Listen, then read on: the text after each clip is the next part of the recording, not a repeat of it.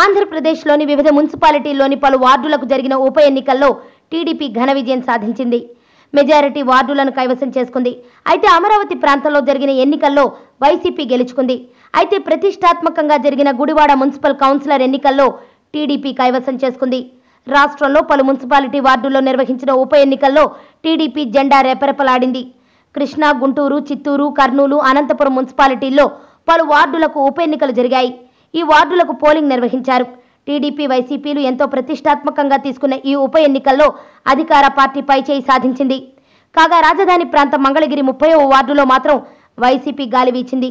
TDP అభ్యర్థిపై 153 ఓట్లతో YCP అభ్యర్థి రమణ విజయం సాధించారు. మాచర్ల 15వ వార్డులో టీడీపీ అభ్యర్థి అంకారావు గెలిచారు. కృష్ణా జిల్లా గుడివాడ 19వ వార్డులో టీడీపీ అభ్యర్థి 149 ఓట్లతో విజయకేతనం ఎగురవేశారు. చిత్తూరు జిల్లా పలమనేరు 23వ వార్డులో టీడీపీ అభ్యర్థి మదన్ మోహన్ 371 ఓట్లతో గెలుపొందారు. చిత్తూరు కార్పొరేషన్ 38వ డివిజన్ ఉప ఎన్నికలో టీడీపీ అభ్యర్థి వసంత్ కుమార్ 1609 ఓట్ల మెజారిటీతో విజయం సాధించారు. అనంతపురం జిల్లా హిందూపురం 9వ వార్డులో టీడీపీ అభ్యర్థి శాంత 939 ఓట్ల మెజారిటీతో గెలిచారు. తాడిపత్రి 4వ వార్డులోనూ టీడీపీ అభ్యర్థి గెలిచారు. కర్నూలు జిల్లా ఆత్మకూరు 2వ వార్డులో టీడీపీ అభ్యర్థి నబీ రసూల్ 399 ఓట్ల మెజారిటీతో విజయకేతనం ఎగురవేశారు.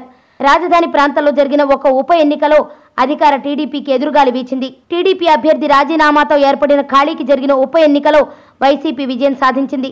మంగళగిరి మున్సిపాలిటీ పరిధిలోని 31వ వార్డుకు ఆదివారం ఉప ఎన్నిక జరిగింది. ఎన్నిక ఫలితాలు ఈ రోజు వెలువడ్డాయి. ఇందులో టీడీపీ అభ్యర్థి ధర్నాసి రాజారావుపై వైసీపీ అభ్యర్థి మేరుగమల్లి వెంకటరమణ 153 ఓట్ల మెజారిటీతో విజయం సాధించారు. రాజధాని ప్రాంతంలో టీడీపీ సీటును వైసీపీ కైవసం చేసుకోవడంతో టీడీపీ నాయకులు అయోమయంలో పడ్డారు. 2014 ఎన్నికల్లో ఈ వార్డు నుంచి కౌన్సిలర్గా గెలుపొందిన టీడీపీ అభ్యర్థి మురళీకృష్ణ వ్యక్తిగత రాజీనామాతో ఉప ఎన్నిక అనివార్యమైంది.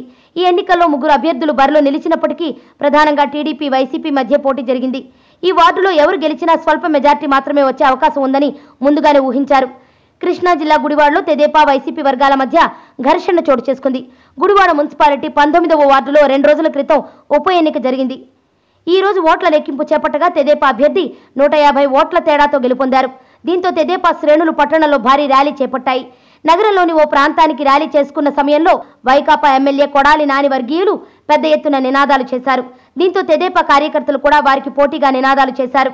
పరిస్థితి శృతి మించి ఇరు వర్గాలు ఒకరిపై ఒకరు దాడులు చేసుకున్నారు.